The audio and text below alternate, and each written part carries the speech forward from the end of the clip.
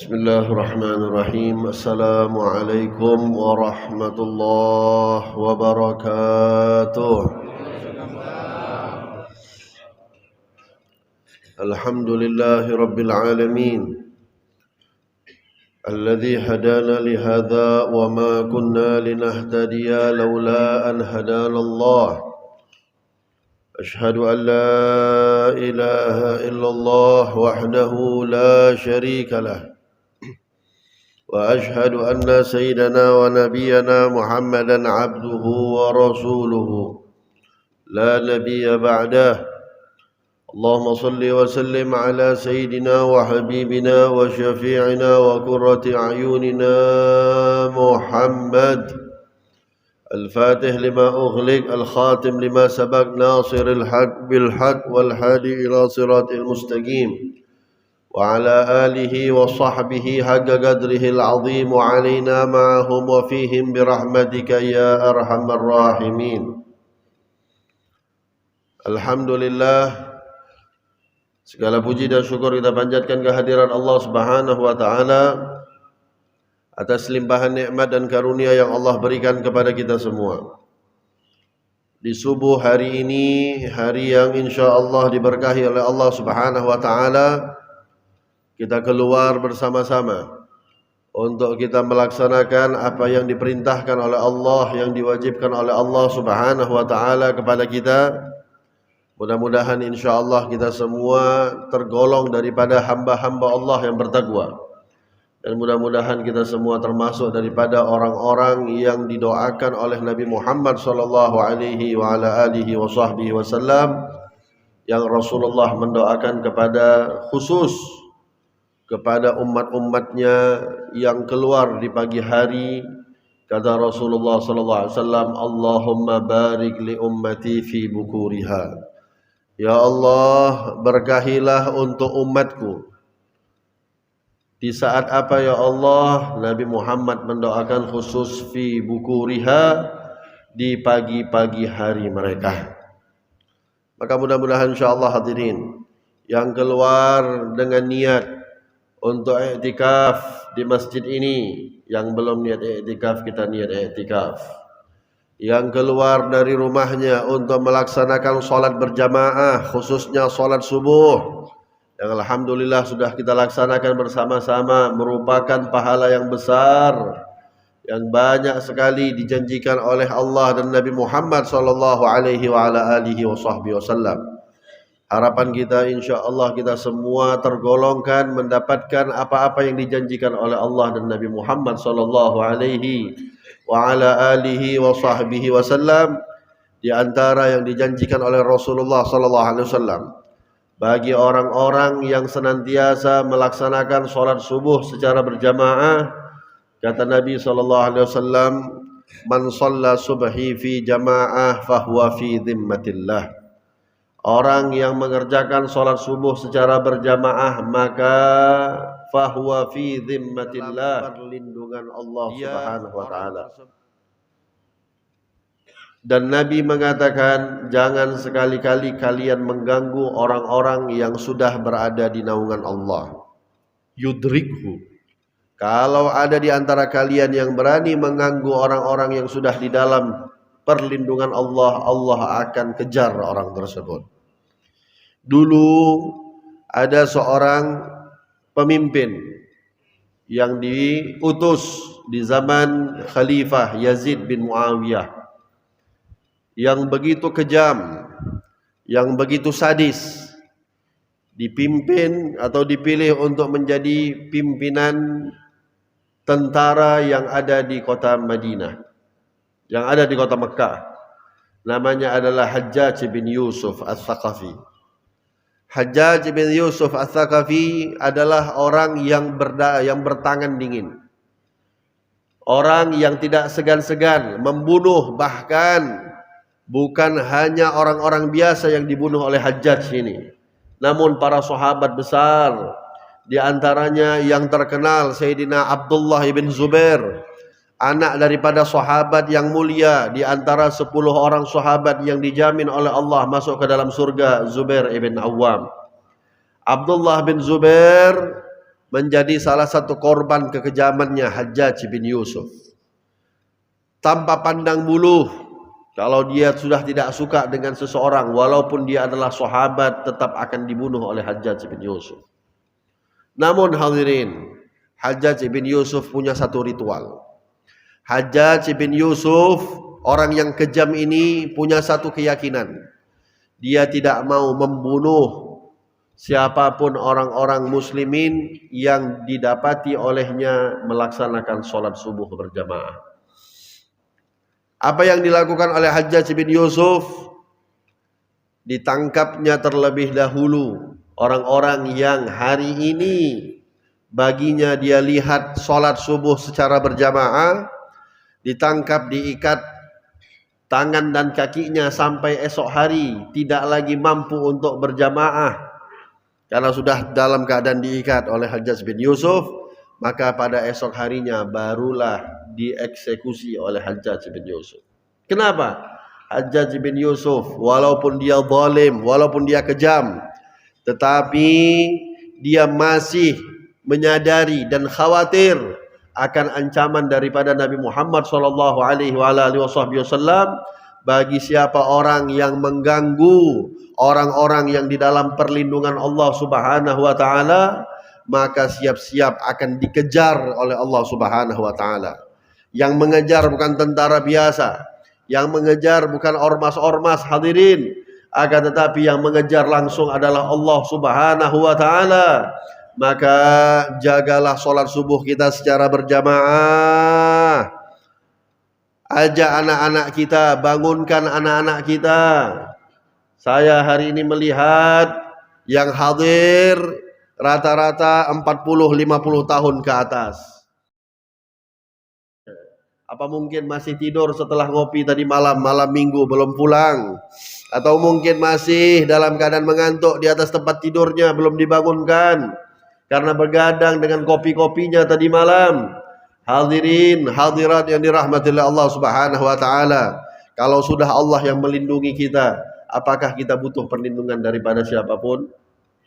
Kalau Allah Subhanahu wa taala yang sudah menjamin kehidupan kita di hari itu, apakah kita butuh dengan jaminan apapun? Wallah, kita tidak membutuhkan jaminan apapun selagi Allah Subhanahu wa taala bersama kita. Nabi kita Nabi Muhammad SAW, ketika beliau melakukan perjalanan hijrah dari kota Mekah menuju ke kota Madinah, ditemani oleh sahabat yang mulia Sayyidina Abu Bakar As-Siddiq. Hanya berdua mereka keluar dari kota Mekah, selagi para sahabat yang lain sudah mendahului atas perintahnya Nabi Muhammad untuk melakukan hijrah. Ketika Nabi Muhammad dengan Sayyidina Abu Bakar As-Siddiq melakukan perjalanan berhari-hari untuk hijrah sampai ke kota Madinah, singgah Nabi Muhammad ke dalam satu gua yang bernama Gua Thur.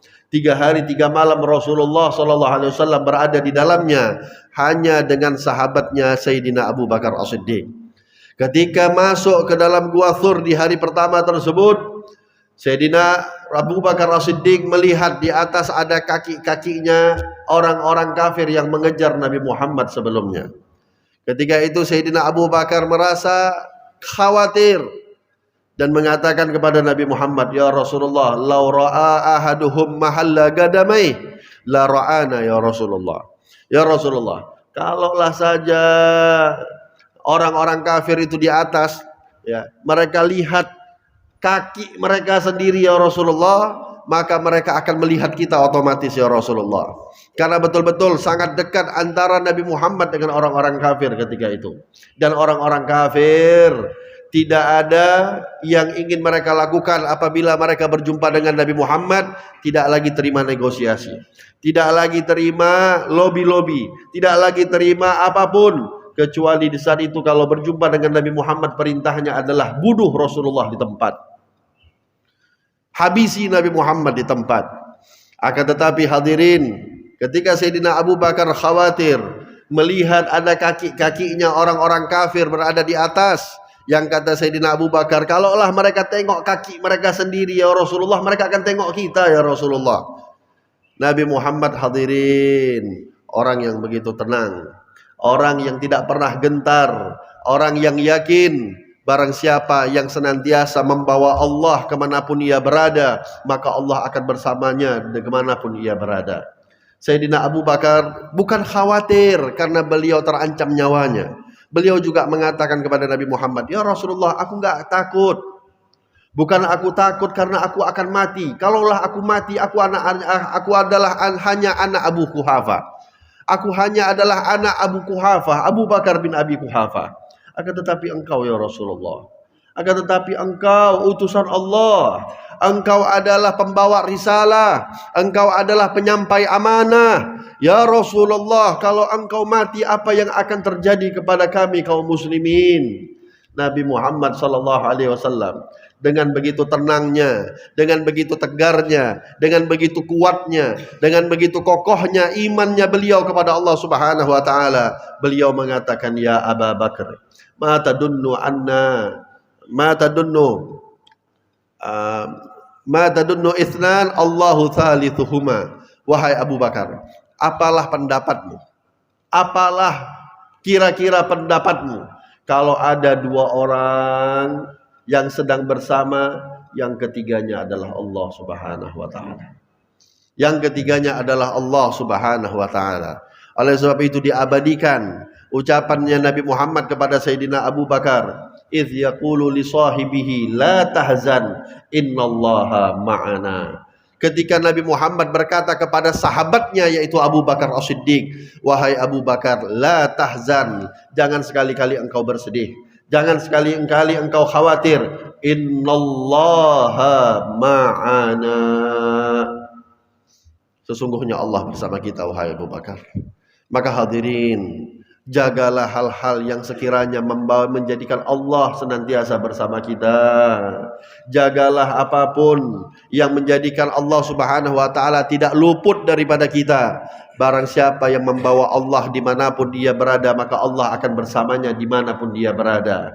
Akan tetapi hadirin, apakah kita sudah bawa Allah? Apakah sudah kita bawa Allah Subhanahu wa taala kita dimanapun kita berada? Atau justru malah kita jadikan iblis dan syaitan kemanapun kita berada? Apakah Allah menjadi pelindung yang satu-satunya kita berharap dengan perlindungannya? Atau na'udzubillahi min dzalik, ucapan kita, mulut kita senantiasa berta'awudz, mengucapkan a'udzubillahi minasyaitonir rajim, akan tetapi syaitanir rajim senantiasa kita ikuti hadirin. Di keluarga kita syaitan yang kita bawa, di dalam rumah tangga kita syaitan yang kita masukkan, wal'iyadzubillah. Maka mudah-mudahan insyaAllah kita semua tergolong daripada orang-orang yang senantiasa bersama Allah. Dan mudah-mudahan insyaAllah kita semua tergolong daripada hamba-hambanya Allah yang senantiasa mendapatkan perlindungan daripada Allah Subhanahu wa ta'ala. Amin, amin, amin ya Rabbal Alamin. Perlindungan Allah hanya diberikan kepada orang yang bertakwa, tidak akan diberikan oleh Allah kepada orang-orang yang bermaksiat.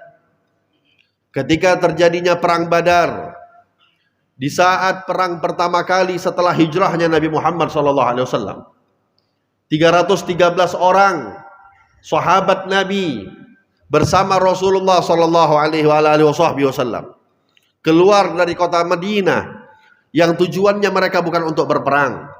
Tujuannya mereka hanya ingin mengambil harta yang pernah dirampas oleh orang-orang kafir Quraisy ketika mereka hijrah. Rasulullah bertanya dulu kepada para sahabat, berkumpul ketika itu kaum Muhajirin dan Ansar, "Ya ashabi, ya ma'syaral ashab, wahai para sahabatku, apa pendapat kalian? Sebentar lagi ada kafilah, ada rombongan perdagangan orang-orang kafir Quraisy yang mereka berhasil berdagang, keuntungannya mereka dapat. Mereka akan lewat dari Syam mau balik ke kota Madinah, mau balik ke kota Mekah. Sementara mereka akan melewati kota Madinah. Apa yang akan kita lakukan? Apakah kita keluar atau kita diam?" kata Nabi Muhammad. Ketika itu Sayyidina Abu Bakar mengatakan, "Ya Rasulullah, kita keluar ya Rasulullah. Kita hadang mereka ya Rasulullah. Kita ambil harta-harta kita ya Rasulullah." Lalu Nabi bertanya, "Ada lagi pendapat yang lain?" Ketika itu Sayyidina Umar bin Al-Khattab tunjuk tangan, "Ya Rasulullah, kita keluar ya Rasulullah, kita hadang mereka ya Rasulullah, kita ambil harta-harta mereka sebagai bentuk balas daripada harta-harta kita yang diambil ya Rasulullah." Ketika itu hadirin, Nabi masih bertanya, ada lagi yang berpendapat? 2, 3, 4, 5 orang yang berpendapat sama. Mereka meminta Rasulullah, ayo kita keluar ya Rasulullah. Kita keluar, kita hadang mereka, kita ambil harta-harta mereka ya Rasulullah. Akan tetapi hadirin, Nabi terus bertanya, adakah lagi yang berpendapat? Ketika itu ada sahabat Ansar. Ada salah seorang sahabat Ansar bernama Sa'ad ibn Mu'adz, yang ketika itu menjadi pimpinan daripada kaum Ansar. Beliau mengatakan, ya Rasulullah, yang tadi berpendapat semuanya adalah kaum Muhajirin. Seakan-akan engkau menunggu pendapat kami orang-orang Ansar ya Rasulullah. Abu Bakar orang Muhajirin, Umar bin Khattab orang Muhajirin, Utsman bin Affan kaum Muhajirin, Abdurrahman bin Auf orang Muhajirin. Mereka semuanya berpendapat. Orang Ansar belum ada yang berpendapat. Sayyidina Sa'ad bin Mu'adz ketika itu mengatakan kepada Nabi, ya Rasulullah, seakan-akan engkau menunggu pendapat kami orang Ansar ya Rasulullah. Kata Nabi Muhammad, ajal ya Sa'ad. Ya, aku tunggu pendapat kalian wahai Sa'ad. Nabi mau tunggu pendapatnya kaum Ansar, karena Nabi tidak mau bertindak hanya karena pendapatnya kaum Muhajirin. Kalaulah Nabi bertindak hanya dengan pendapatnya kaum Muhajirin, betul, kaum Muhajirinlah yang paling ingin untuk merampas harta perang, harta rampasan tersebut. Karena apa? Harta mereka yang diambil oleh orang-orang kafir. Namun orang Ansar tidak ada hubungan dengan orang-orang Mekah. Orang-orang Ansar tidak ada harta mereka yang dirampas oleh orang-orang kafir Quraisy. Sehingga Nabi menunggu pendapat mereka. Orang-orang Ansar mengatakan, ya Rasulullah, jangan engkau pernah fikirkan piagam Madinah. Di antara piagam Madinah yang dibangun oleh Nabi Muhammad dan kaum Ansar adalah orang-orang Ansar tidak diwajibkan untuk ikut serta, ikut andil di dalam pembalasan yang ingin dilakukan oleh orang-orang Muhajirin kepada kaum-kaum kafir Quraisy. Di antara poinnya, dan Nabi SAW ketika itu dikatakan oleh Sa'ad bin Mu'adz, ya Rasulullah, jangan engkau pikirkan piagam itu ya Rasulullah, itu hanya sekedar formalitas. Akan tetapi di saat kami berbaiat kepadamu wahai Nabi Muhammad, demi Allah kemanapun kami engkau pergi kami akan ikut ya Rasulullah. Engkau masuk lubang kami akan masuk lubang. Engkau akan ke medan perang kemanapun kami akan ikut pergi ke medan perang ya Rasulullah. Akhirnya dengan satu pendapat Ansar, Nabi Muhammad mengatakan, ajal, sekarang kita berdiri, sekarang kita bangun, kita hadapi kaum kafir Quraisy. Demi Allah, sesungguhnya aku telah mendapat kabar dari Allah Subhanahu wa taala, kita akan dimenangkan dan ditolong oleh Allah Subhanahu wa taala. Akhirnya terjadilah peperangan.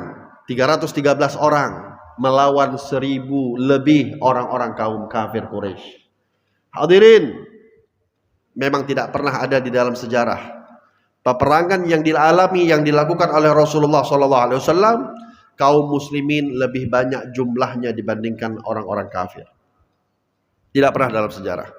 Baik itu perang Badar, baik itu perang Uhud, baik itu perang Khandaq, baik itu perang Mu'tah, perang apapun yang dilakukan oleh Rasulullah SAW dan para sahabat, tidak pernah sejarahnya kaum muslimin lebih kuat baik dari secara jumlah ataupun secara kekuatan senjata. Akan tetapi ketika peperang Badar, Allah Subhanahu wa taala mengutus para malaikat untuk memberikan ketenangan kepada semua orang-orang kaum muslimin yang ikut di dalam perang Badar tersebut. Akhirnya perang Badar dimenangkan oleh Rasulullah dan para sahabat. Pada tahun berikutnya terjadi perang Uhud. Sama. Ketika itu di saat perang Uhud, Rasulullah sudah dalam keadaan lebih bersiap untuk melakukan peperangan. Karena di saat perang Badar tujuan mereka bukan untuk berperang. Tujuan mereka hanya untuk mencegah perdagangan. Makanya Rasulullah ketika di perang Badar tidak bawa senjata yang lengkap. Bahkan kendaraan yang dibawa hanya sekedar 14 ekor untuk bergantian menunggangi 313 sahabat yang keluar untuk perang Badar. Namun 1 tahun berikutnya orang-orang kafir ingin balas dendam. Surat sudah dikirimkan oleh orang-orang kafir, kami ingin balas dendam, ingin berperang dengan kalian. Tempatnya di Uhud, di kota Madinah. Ketika itu Rasulullah sudah lebih bersiap, jumlahnya sudah lebih banyak, persenjataannya sudah lebih lengkap. Akan tetapi apa yang terjadi hadirin? Di perang Uhud, Rasulullah dan para sahabat mengalami kekalahan. 70 orang meninggal dunia. Pimpinannya adalah Sayyidina Hamzah bin Abdul Muttalib, Sayyidu Syuhada Uhud. pimpinan daripada para orang-orang yang mati dalam keadaan syahid di perang Uhud. Apa yang membedakan? Di saat perang Badar, Allah memberikan kemenangan kepada Rasulullah dan kaum mukminin. Namun di saat perang Uhud, Allah tidak membantu kaum mukminin. Allah tidak membantu kaum muslimin. Namun ketika diteliti hadirin, ketika di perang Badar, ternyata semua yang ikut berperang, dari Rasulullahnya sampai semua para sahabat yang ikut hadir, tidak ada satupun di antara mereka yang menentang atau yang melanggar daripada perintahnya Allah dan Rasulullah SAW. Semuanya betul-betul mereka mengikuti instruksi apa yang diperintahkan oleh Nabi, sehingga pertolongan Allah Subhanahu wa taala diberikan kepada mereka. Namun di saat perang Uhud, ketika itu Rasulullah memerintahkan kepada orang-orang yang berada posisinya di Gunung Rummah sebagai para pemanah-pemanah yang dipimpin oleh Sayyidina Abdullah bin Jubair. Diperintahkan oleh Nabi, wahai Abdullah bin Jubair dan 70 orang yang bersamamu, kalian berada di pos gunung pemanah. Jangan pernah sekali-kali kalian turun, baik kami menang di bawah ataupun kami kalah. Baik mereka orang-orang kafir sudah pergi ataupun masih berada di situ. Jangan ada di antara kalian yang sekalipun turun daripada posnya, apapun keadaannya. Subhanallah hadirin. Ketika itu perang Uhud hampir saja dimenangi oleh Nabi Muhammad. Hampir-hampir para sahabat memenangi perang tersebut. Bahkan orang-orang kaum kafir Quraisy sudah kocar-kacir, tak mampu menghadapi strateginya Rasulullah SAW. Ada di antara mereka yang berada di gunung Rummah tersebut. Mereka mengatakan kepada pimpinannya Abdullah bin Jubair, wahai Abdullah, ini kita udah bisa turun. Harta-harta rampasan sudah bergelimang di bawah. Kalau kita tidak turun segera, akhirnya nanti kita mendapatkan porsi yang lebih sedikit. Mereka yang di bawah lebih banyak. Abdullah bin Jubair sebagai pemimpin mengatakan, kamu nggak dengar perintahnya Nabi? Apakah kamu tidak dengar apa yang disuruh oleh Nabi Muhammad kepada kita? Jangan sekali-kali kita turun, baik kita menang ataupun kita kalah. Ada di antara mereka yang keras kepala hadirin, nggak apa-apa, kita turun saja, udah pasti menang. Akhirnya terpecah belah, mereka berada di atas, sebahagian besar di antara mereka turun. Dan ketika orang-orang kafir kewalahan menghadapi pasukan pemanah tersebut, mereka melihat posko pasukan pemanah sudah kosong. Kembali lagi orang-orang kafir Quraisy menyatukan lagi barisan-barisannya. Mereka serang daripada gunung Rummah tersebut sampai pada akhirnya Nabi Muhammad yang terluka hadirin. Dikatakan di dalam hadis Rasulullah SAW lepas gigi gerahamnya, koyak pelipisnya, menjadi korban Rasulullah. Bahkan orang-orang kafir dengan bangganya mengatakan, "Qad mata Rasul Muhammad bin Abdullah." Udah mati Muhammad, sudah mati Muhammad. Goyang orang-orang kaum muslimin ketika mendengar Rasulullah telah wafat hadirin. Walhasil, akhirnya perang Uhud dikalahkan oleh orang-orang kaum kafir Quraisy. Nabi Muhammad SAW dan para sahabat menjadi korban. Apa yang menjadi sebab? Tidak terjalannya, tidak terlaksananya perintahnya Nabi Muhammad SAW. Ketika Allah mengatakan atiullah wa atiur rasul, taatlah kamu kepada Allah dan taatlah kamu kepada Rasul. Dan Allah mengatakan wa may yuti'illah wa may yuti'ir rasul faqad ata Allah. Sesungguhnya siapapun yang telah mentaati Rasulullah, maka hakikatnya dia telah mentaati Allah Subhanahu wa taala. Maka hadirin, pertolongan akan diberikan bagi orang-orang yang bertakwa kepada Allah Subhanahu wa taala. Dan jangan pernah sekali-kali kita menganggap kalaulah ada di antara kita yang sedang diberikan musibah oleh Allah Subhanahu wa taala, seakan-akan Allah tidak sayang kepada kita. Justru sebaliknya, orang yang diberikan musibah oleh Allah adalah pertanda orang-orang tersebut adalah orang-orang yang sedang dipantau oleh Allah Subhanahu wa taala. Orang-orang tersebut adalah orang-orang yang sedang diinginkan kebaikan oleh Allah Subhanahu wa taala. Maka hadirin, apa yang terjadi pada hari ini kepada saudara-saudara kita yang ada di Palestina, mudah-mudahan insya Allah bentuk rasa cintanya Allah kepada mereka, bentuk rasa kasih sayangnya Allah kepada mereka. Hadirin, kalaulah kita dulu sering mendengar bagaimana para sahabat menikmati, bagaimana manisnya wafat, meninggal dalam keadaan syahid fi sabilillah. Sayyidina Ja'far bin Abi Talib, kakak kandung Sayyidina Ali bin Abi Talib, ketika berada di perang Mu'tah, diutus oleh Nabi Muhammad sebagai pimpinan untuk memimpin pasukan di perang Mu'tah. Apa yang terjadi? Sayyidina Ja'far bin Abi Talib yang ketika itu memegang panji bendera keagungan kaum muslimin, bendera yang diamanahkan oleh Nabi Muhammad SAW, dipotong tangan kanannya. Diambil benderanya oleh Sayyidina Ja'far dengan tangan kirinya, dipotong pun tangan kirinya. Tak lagi punya tangan Sayyidina Ja'far. Berpegang Sayyidina Ja'far dengan kedua lengan yang tersisa pada tangannya, pada tubuhnya. Sampai akhirnya dibombardir habis-habisan, dibuat oleh orang-orang kafir. Dikatakan oleh Sayyidina Abdullah bin Abbas, ketika setelah selesai berperang, mereka melihat orang-orang yang mati syahid fi sabilillah di dalam perang Mu'tah. Di antaranya yang terdapat adalah Ja'far bin Abi Talib yang wafat ketika itu. Abdullah bin Abbas mengatakan, demi Allah, aku melihat sekurang-kurangnya, seminimal-minimalnya, tidak kurang daripada 70 anak panah yang ada menancap di dalam tubuhnya Ja'far bin Abi Talib. Dan Sayyidina Abdullah bin Abbas mengatakan semuanya 70 itu berada daripada posisi depan. Artinya dengan gagah beraninya Sayyidina Ja'far bin Abi Talib ketika itu hadirin menghadapi orang-orang kaum kafir Quraisy, panahan demi panahan, tidak pernah gentarnya Sayyidina Ja'far bin Abi Talib. Apa yang unik? Di saat Sayyidina Ja'far dalam keadaan sakaratul maut, sudah menghadapi nazaknya, ada salah seorang sahabat ketika itu mendekati Ja'far bin Abi Talib. Wahai Ja'far, minumlah. Dibawakan air untuk Ja'far yang dalam keadaan sakaratul maut. Apa kata Sayyidina Ja'far bin Abi Talib? Aku sedang berpuasa. Inni sha'im. Aku sedang berpuasa. Sahabat ini mengatakan, wahai Ja'far, bukan waktunya lagi untuk engkau berpuasa. Engkau dalam keadaan sakaratul maut. Engkau dalam keadaan akhir hayatmu. Minumlah, engkau membutuhkan tenaga. Kata Sayyidina Ja'far bin Abi Talib, demi Allah aku sudah merindukan.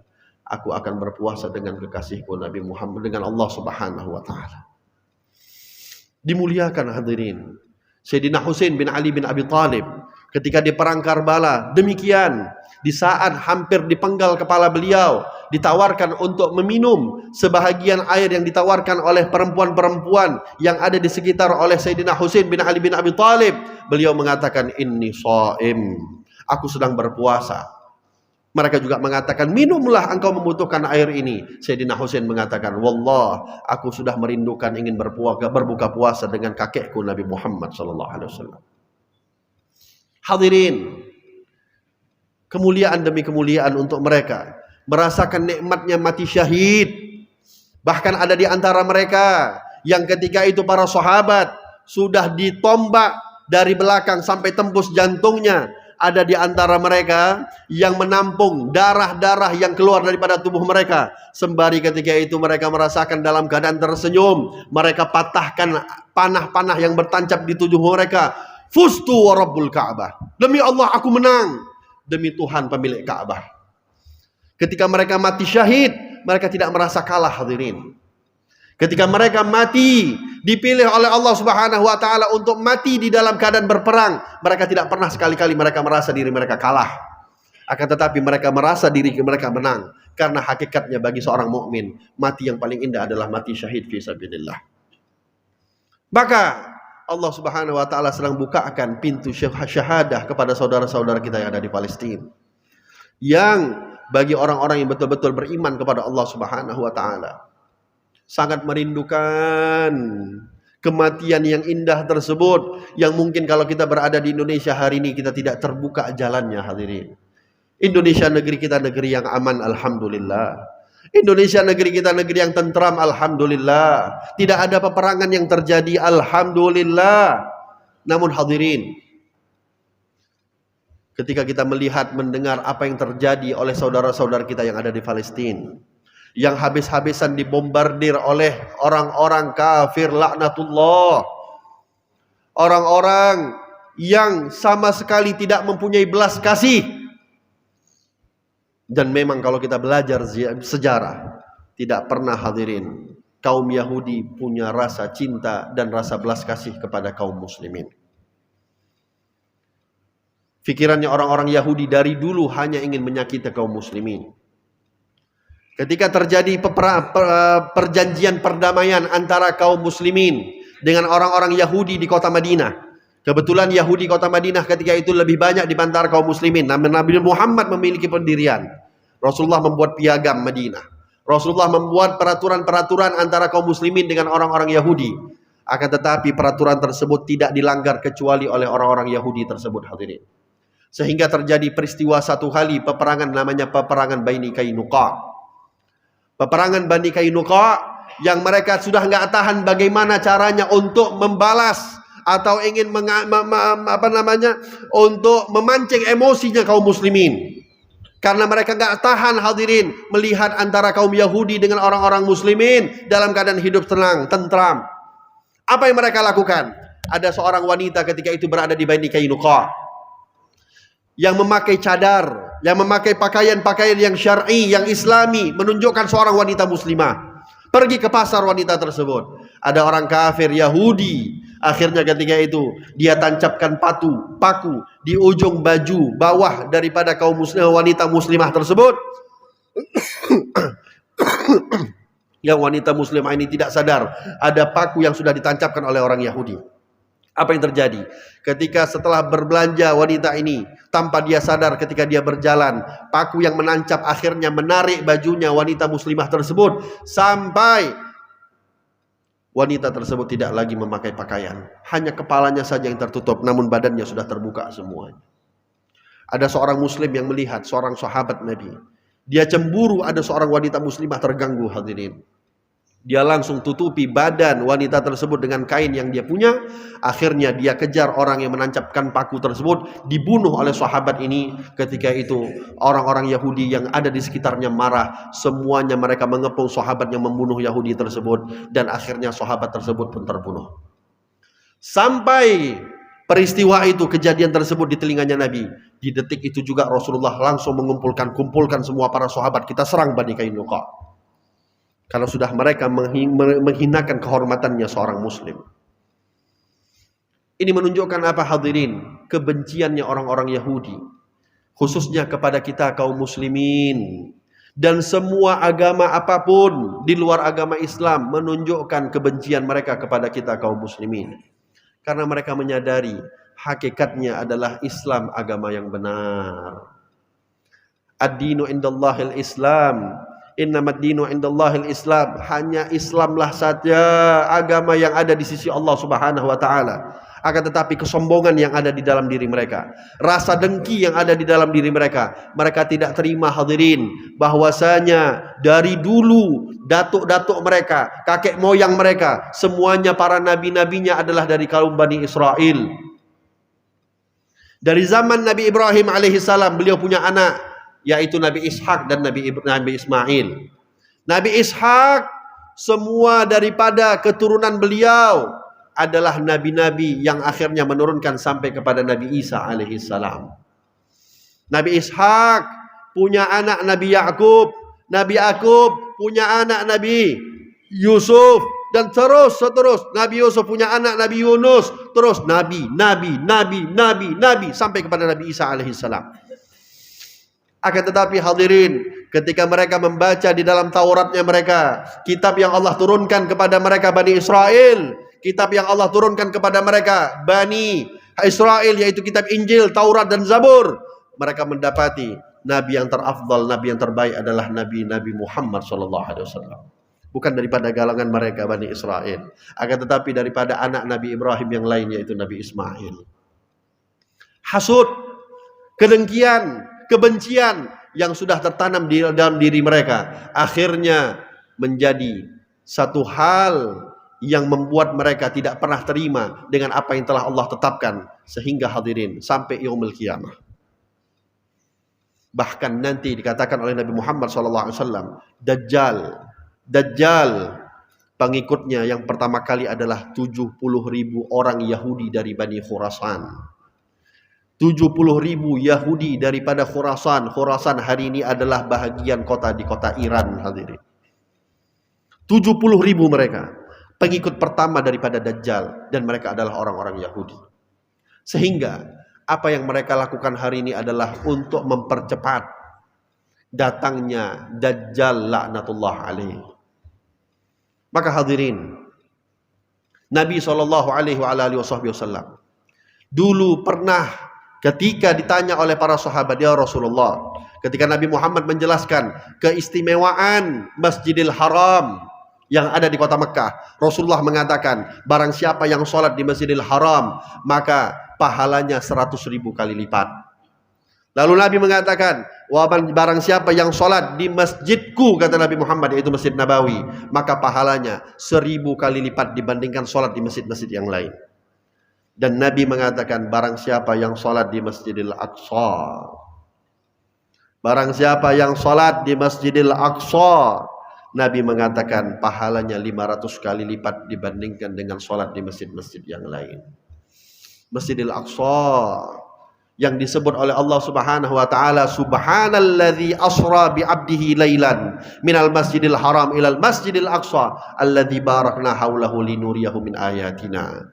Di saat Allah menceritakan bagaimana proses Isra dan perjalanan Mi'rajnya Nabi, disebut oleh Allah subhanalladzi, maha suci zat yang mengisrakan Nabi Muhammad SAW daripada Masjidil Haram menuju kepada Masjidil Aqsa.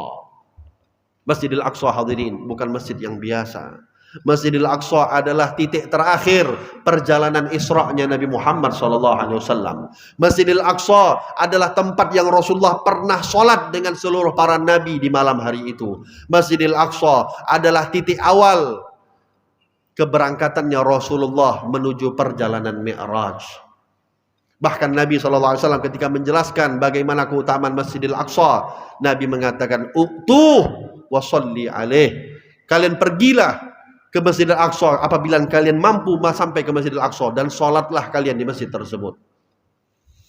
Rupanya para sahabat bertanya-tanya kepada Nabi Muhammad, "Ya Rasulullah, kalau ada di antara kami yang tak mampu untuk sampai ke Masjidil Aqsa, ya Rasulullah, apa yang harus kami lakukan?"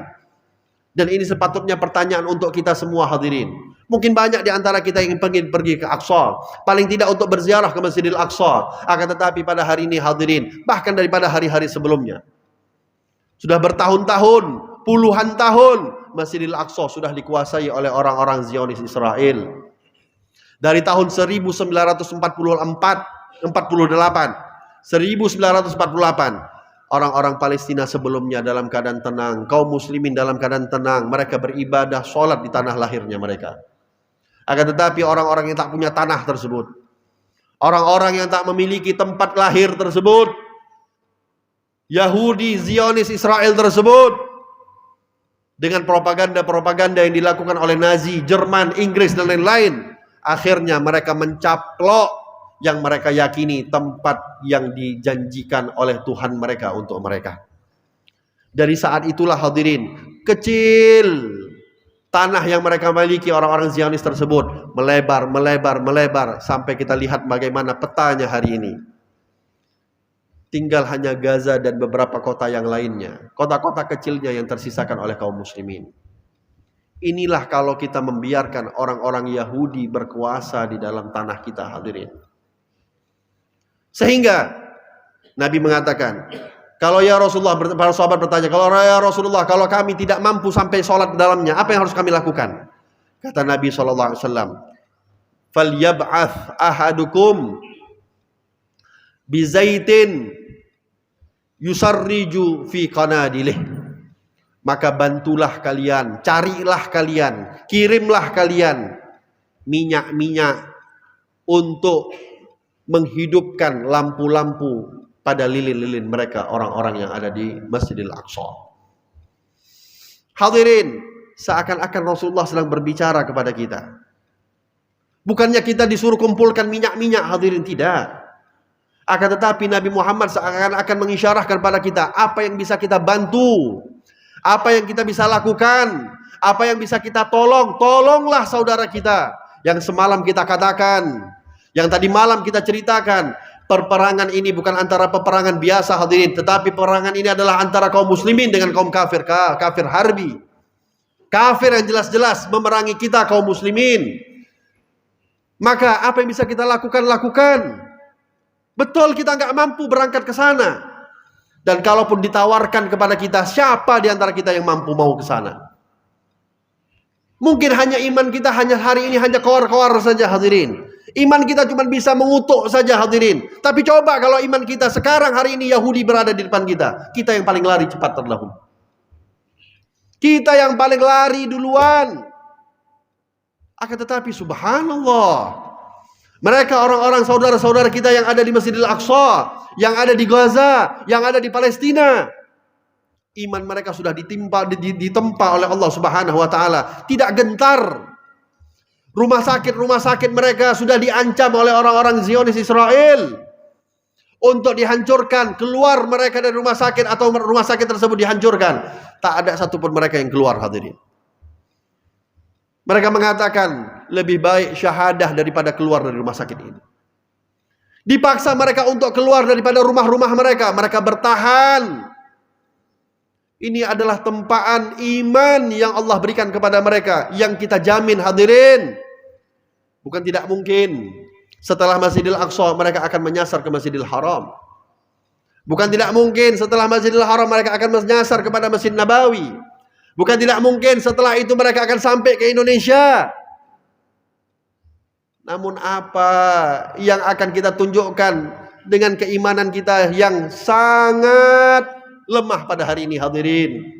Maka apa yang bisa kita buat-buat? Apa yang bisa kita bantu-bantu? Yang punya harta keluarkan hartanya. Bantu semaksimal mungkin. Yang mampu menyampaikan, mengajak, ajak. Yang mampu berdoa, berdoa. Manfaatkan sosial media kita. Jangan habis kuota kita hanya hal-hal yang gak manfaat. Jangan sampai hari ini habis uang-uang kita hanya untuk beli judi-judi online yang mereka ciptakan juga uangnya. Yang mereka ciptakan juga permainannya. Yang kembali juga uangnya untuk mereka hadirin. Apa yang bisa kita lakukan? Lakukan. Produk-produk mereka yang bisa kita boikotlah. Sedikit banyaknya akan membantu kaum saudara-saudara kita kaum yang ada di kaum muslimin di Palestina. Dan yang terpenting yang harus kita lakukan mulai saat ini, boikot akhlak mereka hadirin. Boikot pemikiran mereka hadirin. Boikot ide-ide mereka hadirin. Boikot perangkap-perangkap mereka untuk orang-orang muslimin hadirin. Jangan hanya sekedar kita koar-koar membela saudara-saudara kita Palestina, akan tetapi yang kita lakukan akhlak kita adalah akhlaknya orang-orang Yahudi. Jangan sampai kita mengatakan boikot ini, boikot itu, akan tetapi tingkah laku kita di rumah kita produk-produk Yahudi, akhlak-akhlaknya orang-orang Yahudi, apa-apa yang diajarkan oleh orang Yahudi, itu yang kita praktekkan di rumah kita. Mulailah pada diri kita masing-masing.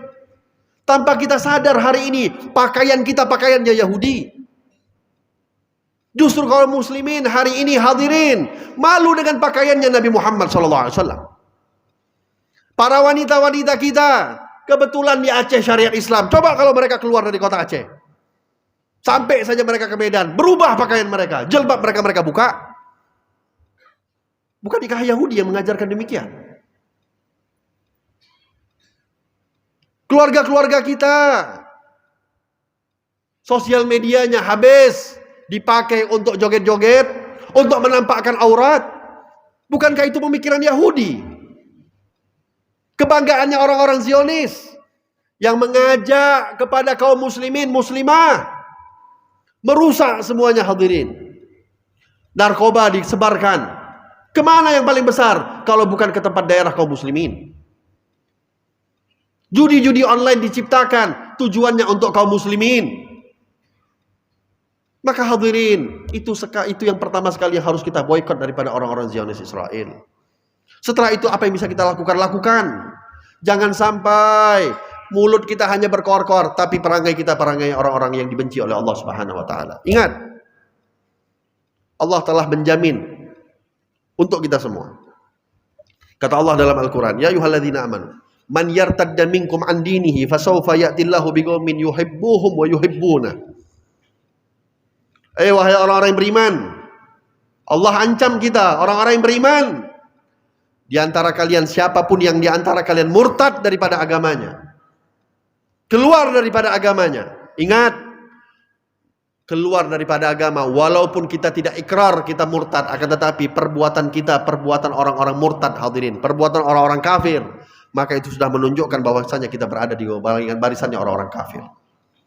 Apa yang Allah katakan? Man yartadda minkum an dinihi fasawfa ya'tillahu biqaumin yuhibbuhum wa yuhibbunah. Siapa yang murtad di antara kalian orang-orang beriman, maka Allah akan mendatangkan satu kaum, satu golongan yang lebih baik daripada kalian, yang mereka dicintai oleh Allah Subhanahu wa taala dan mereka mencintai Allah Subhanahu wa taala. Hadirin, kita memohon kepada Allah, jangan sampai kita termasuk daripada orang-orang yang digolongi sebagai orang-orang murtad tersebut. Bukan dengan ucapan kita, akan tetapi yang lebih berbahaya murtadnya kita dengan perbuatan kita hadirin. Murtadnya kita seakan-akan dengan pakaian kita menunjukkan kita adalah orang-orang yang murtad. Perangai-perangai kita, perilaku-perilaku kita menunjukkan kita adalah orang-orang yang murtad. Jangan sampai kita dibinasakan oleh Allah, akhirnya Allah menggantikan daripada masyarakat-masyarakat yang lain, kelompok-kelompok yang lain, kaum-kaum yang lain, seakan-akan Allah menganggap kalian tidak ada manfaatnya. Aku berikan manfaat kepada orang-orang yang mencintai Allah dan kami cinta kepada mereka. Maka hadirin, mudah-mudahan insya Allah yang kita bisa lakukan adalah kita menyampaikan doa kepada Allah Subhanahu wa taala. Kepada kaum saudara-saudara kita yang ada di Palestina, yang hari ini sampai detik ini tadi disampaikan data-datanya, bagaimana tidak henti-hentinya kaum Zionis Israel senantiasa menggempur dan tidak ada henti-hentinya. Bahkan dikatakan dalam satu hari orang-orang Israel mereka mengirimkan rudal-rudal kepada saudara-saudara kita yang ada di Gaza. Itu lebih banyak jumlahnya dibandingkan rudal yang pernah mereka kirimkan dalam satu tahun ke Afghanistan. Dalam satu hari hadirin, mereka kirimkan rudal lebih banyak jumlahnya dibandingkan dengan rudal yang pernah mereka kirim selama satu tahun di Afghanistan ketika orang-orang Amerika membombardir Afghanistan. Mereka nggak peduli lagi, rumah sakit hancur. Walaupun mereka tidak mengakui hadirin, tapi apalah yang perlu mereka akui? Sebelum kejadian ini mereka sudah bunuh anak-anak kecil. Sebelum kejadian ini mereka sudah bunuh para wanita. Sebelum kejadian ini orang-orang tua tanpa mereka pilih kasih, mereka bunuh semuanya. Dan itu dilarang oleh Nabi kita, Nabi Muhammad SAW. Orang mukmin, khususnya kita yakini saudara-saudara kita yang ada di Palestina, mereka adalah orang-orang yang beriman kepada Allah Subhanahu wa taala. Mereka akan pasti mengikuti ajaran Rasulullah SAW. Di saat perang Mu'tah, wasiatnya Nabi kepada Ja'far bin Abi Thalib, kepada Abdullah bin Rawaha, kepada Zaid bin Harithah, Nabi mengatakan, jangan ada sekali-kali di antara kalian yang menyentuh anak kecil. Jangan sekali-kali ada di antara kalian menyentuh para wanita. Jangan sekali-kali ada di antara kalian yang menyentuh orang-orang tua. Walaupun ketika perang tersebut hadirin, 3.500 kaum muslimin melawan 150.000 orang kaum kafir. Ada di antara mereka di saat perang Mu'tah, anak-anak kecil kaum kafir membantu melempar-lempar batu. Tetapi ingat perintahnya Nabi Muhammad, mereka nggak mau mengganggu anak kecil tersebut. Ada para wanita yang mencoba memaki-maki dari jauh, bahkan juga melempar-lempar batu. Akan tetapi mereka ingat perintah Nabi, tidak mereka ganggu wanita-wanita tersebut hadirin. Namun hari ini kita lihat bagaimana kekejaman orang-orang Zionis Israel. Maka mudah-mudahan insya Allah kita meyakini hadirin, kemenangan akan diberikan oleh Allah dalam waktu yang dekat insya Allah. Allah Subhanahu wa taala akan memberikan kemenangan dalam waktu yang dekat insya Allah. Masjidil Aqsa akan senantiasa dijaga oleh Allah Subhanahu wa taala. Yakin kita hadirin. Itu adalah kiblat kita terdahulu. Masjidil Aqsa kiblat kita sebelum kita berada di Ka'bah hadirin. Sebelum kita menghadap ke Ka'bah, kiblat kita adalah Masjidil Aqsa. Di saat Nabi Muhammad bertahun-tahun berada di kota Mekah, sholat menghadap ke Masjidil Aqsa, bukan menghadap ke Ka'bah, hadirin. Maka mudah-mudahan insya Allah harapan kita memohon kepada Allah Subhanahu wa taala. Allah jaga Masjidil Aqsa insya Allah. Allah jaga kiblat kita insya Allah. Allah Subhanahu wa taala menjauhkan kiblat kita tersebut dan syiar yang pernah menjadi syiar terbesar bagi kita kaum muslimin sampai hari ini, insya Allah mudah-mudahan senantiasa dilindungi oleh Allah Subhanahu wa taala, dijaga oleh Allah Subhanahu wa taala. Allah berikan kekuatan kepada saudara-saudara kita yang ada di Palestina. Allah Subhanahu wa taala berikan kekuatan kepada mujahidin dan mujahidah, para orang-orang yang berjihad fisabilillah yang ada di Gaza, yang ada di Palestina, insya Allah. Dan mudah-mudahan insya Allah kita memohon kepada Allah Subhanahu wa taala, mudah-mudahan Allah Subhanahu wa taala menjauhkan kita daripada pikiran-pikiran orang-orang Yahudi, pemahaman-pemahaman orang-orang Yahudi, amaliyah-amaliyah orang-orang Yahudi, akhlak-akhlaknya orang Yahudi dijauhkan oleh Allah Subhanahu wa taala daripada rumah-rumah kita insya Allah, dijauhkan oleh Allah Subhanahu wa taala daripada anak-anak kita insya Allah, dijauhkan oleh Allah Subhanahu wa taala daripada keluarga kita insya Allah. Amin, amin, amin ya rabbal alamin. Mudah-mudahan insya Allah doa kita yang kita panjatkan ini disampaikan oleh Allah Subhanahu wa taala kepada saudara-saudara kita insya Allah. Dan mereka insya Allah diberikan kekuatan oleh Allah Subhanahu wa taala, ketegaran oleh Allah Subhanahu wa taala.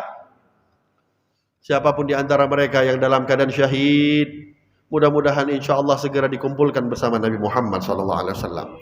Siapapun di antara mereka yang mendapatkan musibah, yang mereka dalam keadaan sekarat, mudah-mudahan insya Allah diangkat kesekaratannya oleh Allah Subhanahu wa taala, diberikan kesembuhannya oleh Allah Subhanahu wa taala. Amin, amin, amin ya rabbal alamin. Mudah-mudahan Allah hancurkan kaum muslim, kaum Israel. Amin ya rabbal alamin. Allah hancurkan kaum-kaum Zionis. Allah hancurkan kaum-kaum Yahudi laknatullah alaihim. Ya Rabbal Alamin, siapapun ya Allah yang mencoba memerangi kaum muslimin, menyakiti kaum-kaum muslimin, ya Allah, kalau Engkau tidak memberikan hidayah kepada mereka, hancurkan mereka ya Allah. Kalau Engkau tidak segera memberikan hidayah kepada mereka, hancurkan mereka ya Allah. Kalau Engkau tidak senantiasa memberikan petunjuk kepada mereka, hancurkan mereka ya Allah. Sebagaimana orang-orang Yahudi pernah dihancurkan oleh-Mu ya Allah, maka kuasa-Mu lah yang kami harapkan, kekuatan-Mu lah yang kami harapkan, kekuatan-Mu lah yang kami sandarkan ya Allah ya Rabbal Alamin. Ya Allah, ya Allah, ya Allah, ya Rabbal Alamin, ya Arhamar Rahimin, ya Hayyu ya Qayyum, ya Dzal Quwwatil Matin, wa ya Rahimal Masakin, wa ya Arhamar Rahimin. Saudara-saudara kami ya Allah yang ada di Palestina, kami titipkan kepadamu ya Allah. Berikan kekuatan kepada mereka ya Allah. Kami tidak bersandarkan dengan kekuatan senjata kami ya Allah. Kami tidak bersandarkan dengan jumlah kami ya Allah. Kami yakini ya Allah, selagi Engkau membantu mereka ya Allah, tidak ada yang mampu mengalahkan mereka ya Allah. Bantulah mereka ya Allah. Letakkanlah pertolongan-Mu kepada mereka ya Allah. Segerakanlah pertolongan-Mu untuk mereka ya Allah. Berikanlah bantuan-Mu untuk mereka ya Allah. Berikanlah kekuatan untuk mereka ya Allah, agar mereka dapat melawan orang-orang Israel tersebut ya Allah, orang-orang Yahudi tersebut ya Allah, orang-orang Zionis tersebut ya Allah ya Rabbal Alamin. Ya Allah, kuatkanlah iman kami ya Allah, kuatkanlah iman kami ya Allah, kokohkanlah iman kami ya Allah. Jadikanlah tidak ada yang kami cintai di atas muka bumi ini melebihi Engkau ya Allah dan Rasulullah sallallahu alaihi wasallam, agar kami dapat mencicipi manisnya iman sebagaimana yang dijanjikan oleh Nabi-Mu Nabi Muhammad sallallahu alaihi wasallam. Ya Allah, matikan kami dalam keadaan iman kepadamu ya Allah. Hidupkan kami senantiasa dalam keadaan beriman kepadamu ya Allah. Jangan Engkau goyangkan iman kami ya Allah, sehingga kami berpaling daripada percaya kepadamu ya Allah. Kami berpaling daripada beriman kepadamu ya Allah. Ya Allah, ya Rahman, ya Rahim. Bangkitkan kami bersama orang-orang yang beriman ya Allah. Bangkitkan kami bersama para syuhada ya Allah. Bangkitkan kami kepada manusia yang mengajar kami iman kepadamu ya Allah, Nabi Muhammad sallallahu alaihi wasallam. Amin, amin, amin ya Rabbal Alamin. Jaga keluarga kami ya Allah. jaga anak-anak kami ya Allah, jaga keturunan-keturunan kami ya Allah. Jauhkan mereka daripada segala mara bahaya ya Allah. Jauhkan mereka daripada hal-hal yang kau benci ya Allah. Jauhkan mereka daripada hal-hal yang kau murkai ya Allah ya Rabbal Alamin. Wa ya khairan nasirin birahmatika ya arhamar rahimin. Allahumma altuf bina wa afina warhamna wahfadna wansurna wa farij anna wal muslimin. Allahumma wa afina wa afihim birahmatika ya arhamar rahimin. Allahumma ansurna إخواننا المسلمين في فلسطين برحمتك يا أرحم الراحمين. اللهم ولا تهلكهم وأهلك من في هلاكه صلاح الإسلام والمسلمين برحمتك يا أرحم الراحمين. اللهم اصرف وارفع عنا وعن جميع المسلمين الأذى والبلاء والوباء والقحط والجور وجميع أنواع الفتن والمهن والأمراض والأسقام ما ظهر منها وما بطن. وارفع اللهم من شر الطاغين والظالمين والكافرين والمنتسبين والمعتصبين برحمتك يا أرحم الراحمين. ربنا ظلمنا أنفسنا وإن لم تغفر لنا وترحمنا لنكونن من الخاسرين. اللهم بحق سيدنا محمد وعلى آل سيدنا محمد ارحم إخواننا في فلسطين يا رب العالمين. ارحم المسلمين في جميع البلدان برحمتك يا أرحم الراحمين. اللهم إنا نسألك ما سألك منه عبدك نبيك محمد صلى الله عليه وسلم عبادك الصالحون ونعوذ بك مما استعاذك منه عبدك نبيك محمد صلى الله عليه وسلم عبادك الصالحون وأنت المستعان وعليك البلاغ يا الله وعليك البلاغ ولا حول ولا قوة إلا بالله يا أرحم الراحمين يا أرحم الراحمين يا أرحم الراحمين. فرج على المسلمين يا أرحم الراحمين يا أرحم الراحمين يا أرحم الراحمين. فرج على المسلمين يا أرحم الراحمين يا أرحم الراحمين يا أرحم الراحمين. فرج على المسلمين برحمتك يا أرحم الراحمين. ربنا لا تزغ قلوبنا بعد إذ هديتنا وهب لنا من لدنك رحمة إنك أنت الوهاب. ربنا لا تؤاخذنا إن نسينا أو أخطأنا. ربنا ولا تحمل علينا إصرا كما حملته على الذين من قبلنا. ربنا ولا تحملنا ما لا طاقة لنا به واعف عنا واغفر لنا وارحمنا أنت مولانا فانصرنا على القوم الكافرين يا الله. اللهم اختم علينا يا الله بحسن الخاتمة ولا تختم علينا يا الله بسوء الخاتمة. اللهم اجعل آخر كلامنا في هذه الدنيا قول لا إله إلا الله. أحينا بلا إله إلا الله أمتنا بلا إله إلا الله واغفر لمن قال لا إله إلا الله واحشرنا في زمرة من قال لا إله إلا الله محمد رسول الله صلى الله عليه وسلم. ربنا آتنا في الدنيا حسنة وفي الآخرة حسنة وقنا عذاب النار. ربنا تقبل منا إنك أنت السميع العليم وتب علينا إنك أنت التواب الرحيم. وصلى الله على سيدنا محمد وعلى آله وصحبه وسلم. بفضل سبحان ربك رب العزة عما يصفون وسلام على المرسلين والحمد لله رب العالمين. Saya mohon maaf atas segala kelancangan kata. Wabillahi taufiq wal hidayah. Assalamualaikum warahmatullahi wabarakatuh.